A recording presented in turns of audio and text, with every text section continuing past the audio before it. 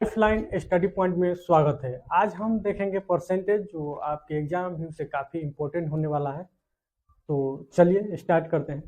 सबसे पहले जान लेते हैं परसेंटेज का बेसिक जो आपके एग्जाम व्यू से काफ़ी इंपॉर्टेंट होने वाला है। मान लीजिए कि परसेंटेज क्या होता है, यानी ये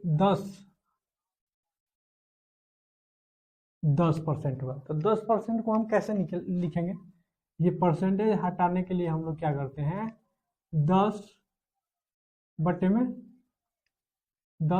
में 100 लिखते हैं। ठीक, एक शून्य से एक शून्य कट गया, बराबर 1/10 हो गया। इसी तरह मान लीजिए हमने ये 25%, तो 25% को हम लोग कैसे लिखते हैं, 25 बटे परसेंटेज हटाने के लिए बटे में 100 लिखते हैं।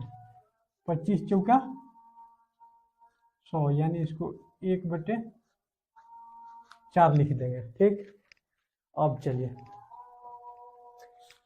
अब आगे देख लेते हैं। अगर आपसे बोला जाए कि किसी संख्या में 10% का वृद्धि करना हो या 10% को कम करना हो तो वो कैसे करेंगे। चलिए मान लीजिए वो कोई संख्या 100 है। 100 में आपसे बोला जाए कि आप 10% का वृद्धि करें तो क्या करेंगे, 10% वृद्धि करने के लिए 100 में 10 जोड़ेंगे, 110 बटे में 100 लिखेंगे। एक शून्य, दो शून्य से दो शून्य कट गया, 100 से 100, तो आपको वृद्धि कितना होगा, 100 में 10% करेंगे तो 110 होगा। अब फिर अगर आपको कहे कि 100 में 10% कम करने के लिए तो 100 में से 10 घटाएंगे तो इधर 90/100 लिखेंगे। ठीक, 100 से 100 कट गया तो कितना बचा, 90। अगर आपको बोल देंगे ये संख्या मान लीजिए 500 है, 500 है, 500 में बोला जाए आप 25% का इंक्रीज कीजिए, 25% को बढ़ाइए। तो 25% बढ़ाने के लिए हम क्या करेंगे, 100 में क्या करेंगे, 25% बढ़ाना है आपको। 100 में 25 जोड़ेंगे तो 125 बटे में 100 होगा। ठीक, दो शून्य से दो शून्य कट गया, ये आपका 500 में 25% को बढ़ाएंगे तो कितना होगा, 625 हो जाएगा। ठीक, फिर अगर आपको यही बोल दे कि 500 में 25% कम करे, यानी कम करे, तो इसमें देखिए कैसे करेंगे। 500 25% कम करना है तो 100 में हम क्या करेंगे, 25 को माइनस करेंगे तो इधर हो जाएगा 75 बटे में 100, दो शून्य से दो शून्य कट गया तो ये कितना होगा, गुना करेंगे तो 50 25 के 5, 500 35 और 2 35, यानी 375 हो जाएगा आपका। समझ रहे हैं ना आप लोग सर। चलिए ठीक है, अब आगे बढ़ते हैं इसी के साथ।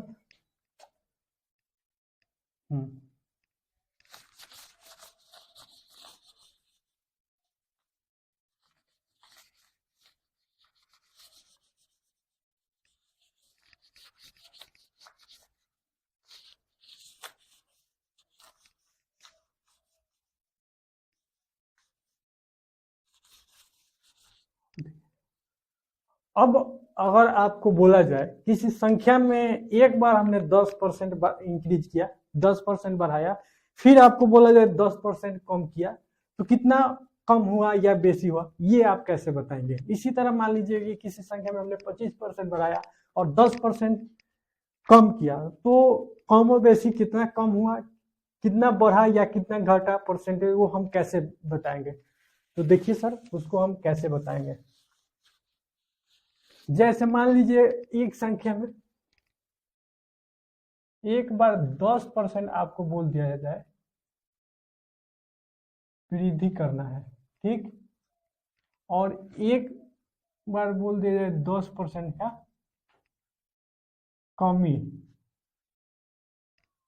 कमी करना है, तो ये 10% वृद्धि करते हैं, ठीक, और 10% फिर कम कर देते हैं।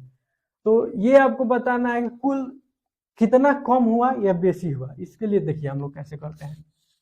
10% वृद्धि हुआ तो यहाँ 10 का लिखेंगे प्लस 10, कमी हो रहा है तो माइनस 10।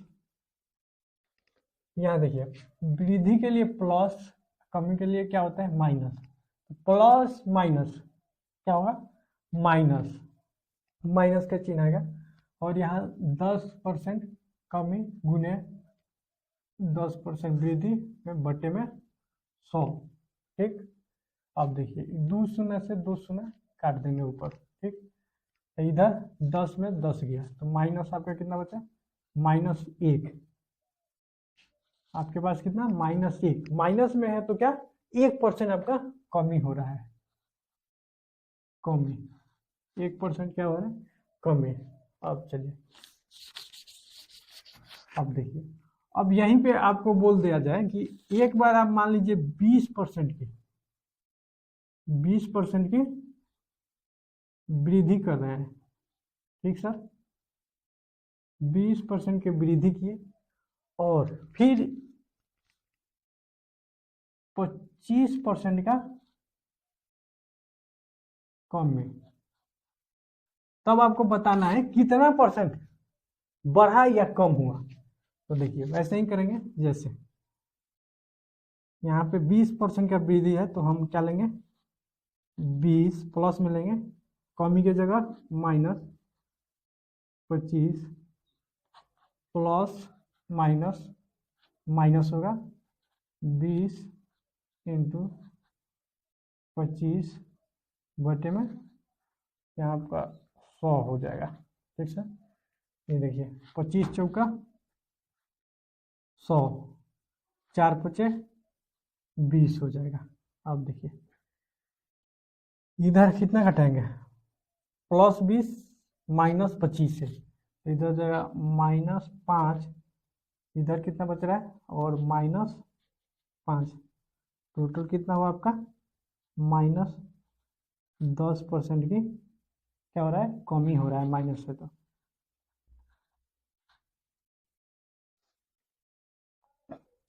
समझे आप लोग सर। अब देखिए चलते हैं, अब क्वेश्चन देख लेते हैं, 1-2 क्वेश्चन बना लेते हैं आपको।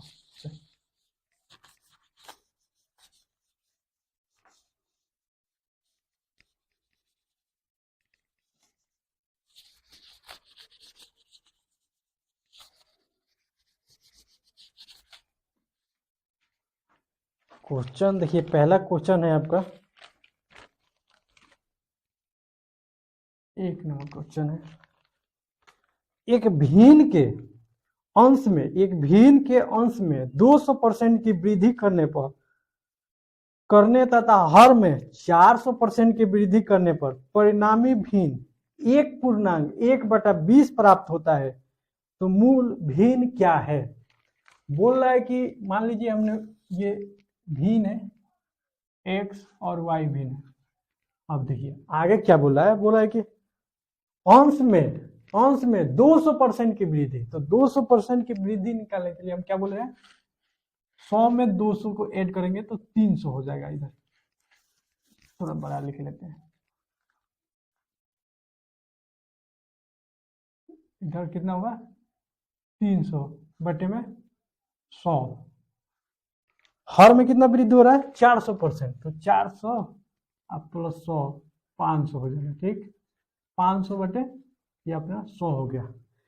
और परिणामी भिन्न कितना दिया है 1/20, तो बराबर इसको लिख लेंगे 1/1/20 है तो इसको लिखेंगे तो 1/1/20 है, 20 है 21/20 लिख देंगे इसको, ठीक सर, समझ रहे हैं आप लोग।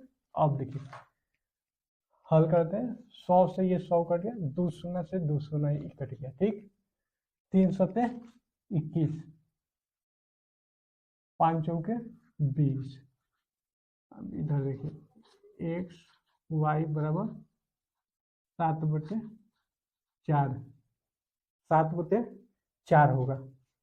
अब इसको आप चाहे तो पूर्णांक में भी ले सकते हैं। इसका पूर्णांक होगा 1/3/4 आपका।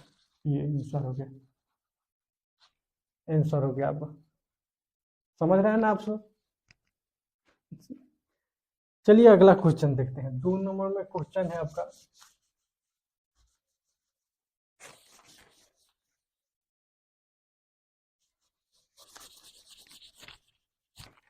देखिए 2 नंबर क्वेश्चन क्या कहता है।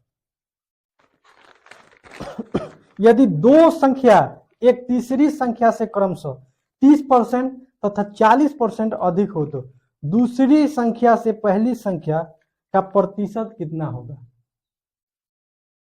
दो संख्या एक तीसरी संख्या से क्रमशः 30% और 40% अधिक है। तो मान लीजिए ये पहली संख्या x हुआ, दूसरी संख्या y हुआ और तीसरी संख्या z हुआ। क्या बोला? तीसरी संख्या से क्रमशः 30% और 40% अधिक है संख्या। तो तीसरी संख्या को हम कितना ले लेते हैं? 10 ले लेते हैं। ठीक, 10। अब इससे बोला है ये पहला वाला क्रमशः 30% और 40% है। तो 10 का 30% कितना होगा? 130 बट्टे में 100, 100 से 2 शून्य से 2 शून्य कटा 13 होगा। तो पहला संख्या कितना हो जाएगा? 13। और ये 40% कर रहा है तो इधर कितना होगा? 14 हो गया संख्या। अब देखिए आपको निकालने के लिए क्या बोला है, तो दूसरी संख्या से पहली संख्या का प्रतिशत कितना होगा। देखिए तो दूसरी संख्या से बोल रहा है पहली संख्या का प्रतिशत, यानी से दूसरी संख्या से, यानी 13 का पहली संख्या का 13 दूसरी संख्या से बोला है तो उसको नीचे लिखेंगे 14 गुने परसेंटेज में करने के लिए 100, ये हो जाएगा 7, इधर हो जाएगा 50 बराबर कितना होगा? 13×5 = 650 बटे में 7 हो जाएगा। चलिए इसको पूर्णांक में तोड़ेंगे तो कितना होगा? परसेंट होगा।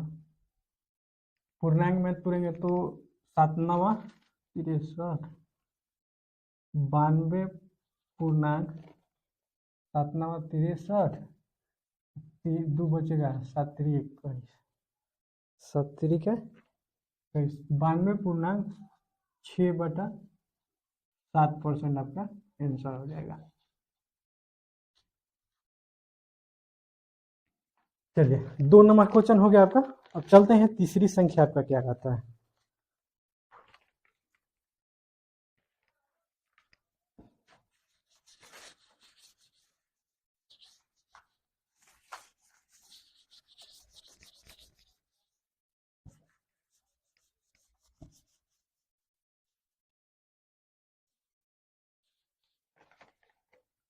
ये रहा तीसरी संख्या। तीसरी संख्या कहता है कि यदि नीता का वेतन पायल के वेतन से 25% अधिक हो तो पायल का वेतन नीता के वेतन से कितना प्रतिशत कम है। क्या बोला है? नीता का वेतन पायल के वेतन से 25% अधिक है। ये आपका हो गया। यहाँ पे मान लीजिए 25% अधिक है तो 25% को सबसे पहले हम कैसे लिख सकते हैं? 25% को हम लिख सकते हैं 1/4। ठीक, नीता का वेतन पायल के वेतन से कितना परसेंट? 25% अधिक है। तो ये मान लीजिए पायल हो गई और ये नीता हो गई। नीता का वेतन पायल के वेतन से 25% अधिक है। तो पायल का वेतन कितना है? नीचे वाला 4 है। अब इससे 25% अधिक है तो 4 1 5 है नीता का। अब आगे क्या क्वेश्चन बोल रहा है? बोल रहा है कि 25% अधिक हो तो पायल का वेतन नीता के वेतन से कितना प्रतिशत कम है। पायल का वेतन नीता के वेतन से कितना प्रतिशत कम है। तो कितना इसमें अंतर है? 1 का कम है। तो इसको परसेंटेज में निकालेंगे तो 1 गुने 100/5 होगा। 5 20 यानी 20% की 20% की कमी हो जाएगा आपका। ठीक है सर, समझ गए ना आप लोग। चलिए 4 नंबर क्वेश्चन अब देखते हैं।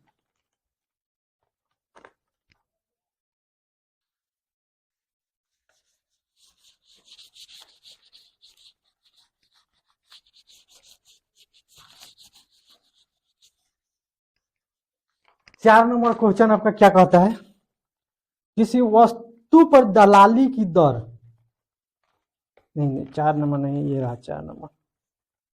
अमन का खर्च विमल के खर्च से 30% अधिक है तथा विमल का खर्च रमन के खर्च से 10% कम है, यदि तीनों का खर्च का योग 6447 है, ठीक 6447 है, तो अमन का खर्च कितना है।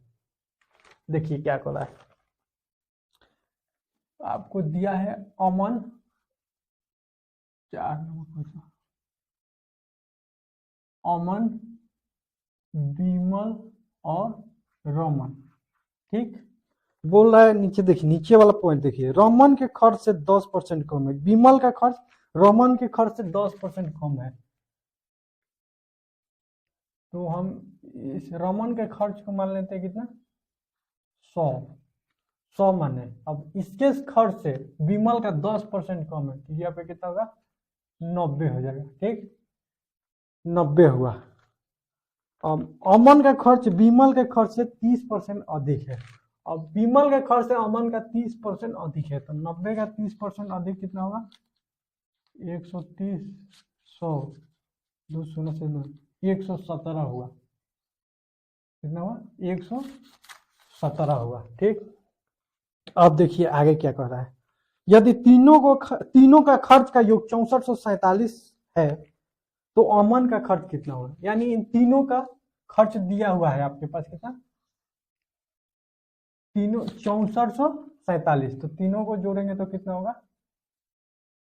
7, 307 होगा, तीनों का जो 307, और 307 का वैल्यू दिया हुआ है 6447 दिया हुआ है, इससे कितना गुना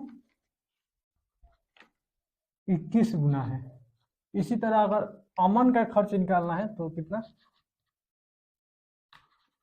अमन का खर्च 117 गुने 21 होगा, बराबर कितना रुपया होगा, गुना करेंगे तो 2457 रुपया हो जाएगा, 2457 रुपया हो जाएगा। ठीक है सर, आप लोग समझ रहे हैं ना। चलिए चौथा हो गया, अगला क्वेश्चन देखते हैं। आपका अगला क्वेश्चन क्या है,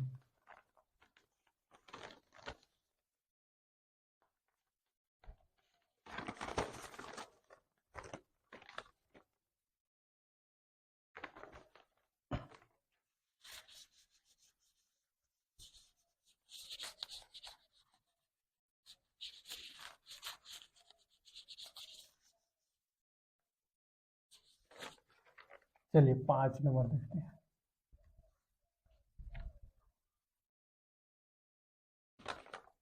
बोला है, अगला क्वेश्चन बोल रहा है, सेब के मूल्य में 25% की कमी होने पर एक ग्राहक 240 रुपया में 2 केजी अधिक सेब मिलते हैं, घटा हुआ मूल्य प्रति किलोग्राम कितना है। चलिए कितना कमी हो रहा है इधर, 25% का कमी हो रहा है, तो 25% को हम कैसे लिख सकते हैं, 25% मूल्य में कमी हो रहा है ना, 25% को हम लिख सकते हैं 1/4, ठीक, यानी ये आपका मूल्य पहले के 4 रुपया था, तो 4 था, तो अब कितना हुआ, वर्तमान में कितना हुआ, एक 25% कम हुआ तो 3 हो गया। अब बोल रहा है ग्राहक को 240 रुपया में 2 केजी अधिक सेब मिलते हैं, कितना केजी 2 केजी, तो हम जानते हैं कि मात्रा जो होगा मूल्य के विपरीत होगा, सेब की जो मात्रा है मूल्य के विपरीत होगा, तो यानी मात्रा कितना हो जाएगा इसका, विपरीत करेंगे तो 3 4 हो जाएगा। यानी हम पहले सेव 3 लेते थे, अब मूल्य घटने से कितना 4 लेते हैं, तो अंतर कितना हो रहा है, 1 का हो रहा है। 1 का मान कितना दिया हुआ है, 2 केजी अधिक सेव मिलते हैं, तो कितना 2 केजी उसे अधिक सेव मिलता है, इससे कितना गुना, 2 गुना। इसी तरह मान लीजिए पहले वो सेव कितना, इससे भी 2 गुना होगा, 2 गुना इसको भी करेंगे। पहले वो सेव लेता था 6 केजी, ठीक, अब बाद में जब मूल घटता है तब उसको उतने पैसे में कितना मिलता है, इससे भी 2 गुना करेंगे, 8 केजी। ये पहले 6 केजी लेता था सेव उतने पैसे में, जब मूल घटा तो वो कितने 8 केजी अब खरीद रहा है, 2 केजी से अधिक। अब बोला है घाटा मूल्य प्रति किलोग्राम कितना है, तो कितना घाटा मूल्य प्रति ग्राम है, तो देखिए बाद वाला मूल्य पूछ रहा है, घाटा हुआ ये मूल्य, ये बाद वाला, तो बाद वाला बाद मूल्य, ये बाद मूल्य हुआ, ये पहले वाला, ये पहले वाला हुआ। तो बाद मूल्य हम कैसे निकालेंगे, देख 240 बटा 8, 8 3 का 24, 30, यानी आंसर हो जाए 30 रुपया। बाद वाला मूल्य कितना होगा, 30 रुपया प्रति केजी।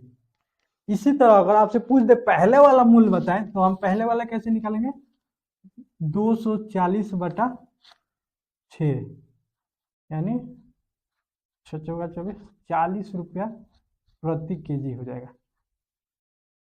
यह आपका बाद वाला मूल्य हो गया, ये पहले वाला मूल्य हो गया। ठीक सर, जो आपसे पूछे क्वेश्चन में जो हो आप वो बता देंगे। हमसे क्या पूछा है, बाद वाला, तो बाद वाला हमारा आंसर कितना होगा, 30 हो जाएगा। अब चलिए एक और क्वेश्चन देख लेते हैं। चलिए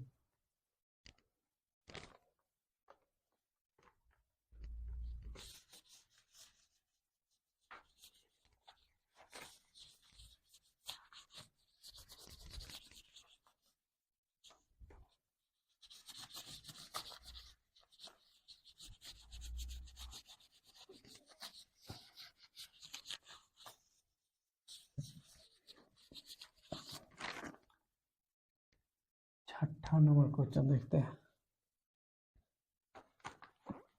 एक परीक्षा में उत्तीर्ण होने के लिए 35% अंक लाना होता है और एक अभ्यर्थी को 40 अंक मिले तथा वो 30 अंकों से अनुत्तीर्ण हो गया, तो परीक्षा में अधिकतम अंक कितने हैं, कितना 35% मंगाना है उसे उत्तीर्ण होने के लिए। तो 35% को हम कैसे लिखेंगे, 35% को परसेंट हटाएंगे तो 7/20 लिखेंगे, ठीक, 7/20 लिखेंगे। अब देखिए यानी अधिकतम मान कितना 20 है, तो हमको पास होने के लिए 7 लाना पड़ेगा, 35%, ठीक।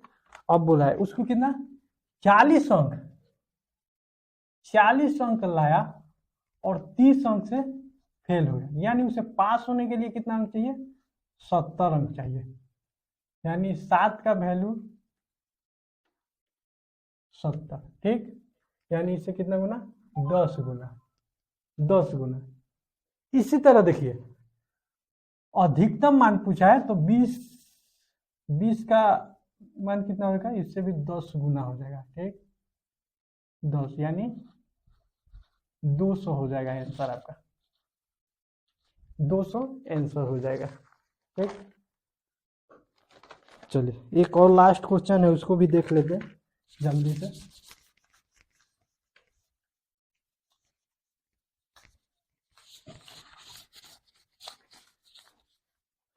ये देखिए क्वेश्चन कहता है एक एमआरआई मशीन का मूल्य 1 करोड़ है, यदि विक्रेता कंपनी इस पर 5% की छूट देता है तो छूट की राशि कितनी है। बहुत इजी क्वेश्चन है।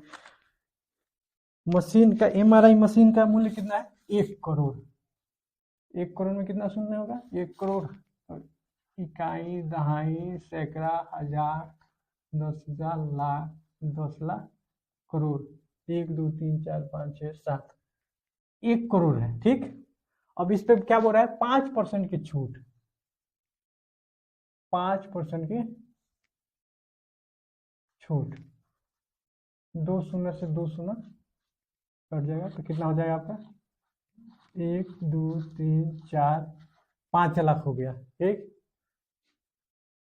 5 लाख रुपए आंसर, इसको ऐसे भी लिख सकते हैं 5 लाख। ठीक सर, अगले वीडियो में मिलते हैं। आपको कैसा लगा हमारा वीडियो ये आप कमेंट करके जरूर बताएं। Thanks for watching.